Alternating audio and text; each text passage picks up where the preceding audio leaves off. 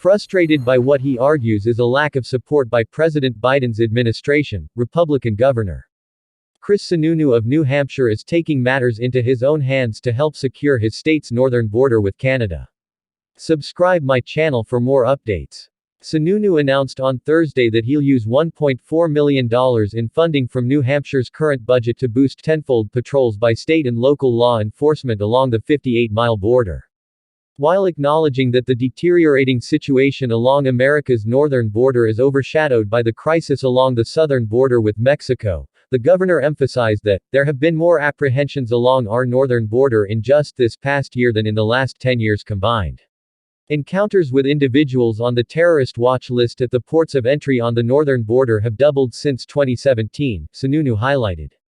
And he warned that there's national security implications to securing the northern border that are becoming more and more obvious every day.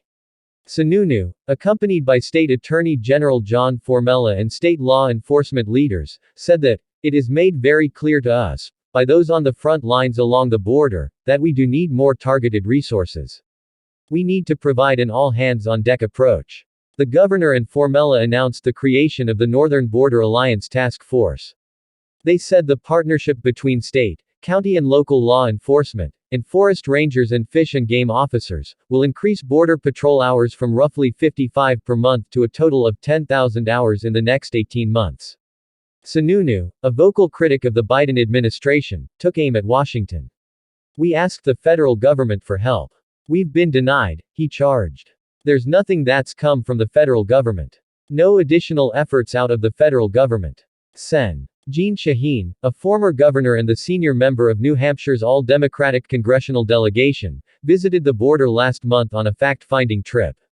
The senator pledged to address the problems at the border and to provide more funding. And Shaheen and her office criticized Sununu. Time and time again, the governor has neglected to fully utilize the money our delegation has provided New Hampshire, Shaheen Press Secretary Ty McEachern told IndepthNH.org. And Sebastian Fuentes, political director for Rights and Democracy NH and an immigrant rights activist, reacting to the announcement, told the New Hampshire Bulletin that the focus on illegal border crossings was a manufactured crisis and political stunt.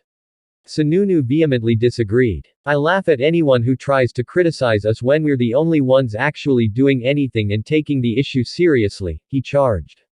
Across the entire northern border, from Maine to Washington state, there were 7,633 encounters until the end of July this fiscal year, compared to 2,238 for all of FY 2022 and 916 in all of FY 2021. While soaring, the figures are eclipsed by the enormous numbers at the southern border, where there are typically more than 200,000 encounters a month.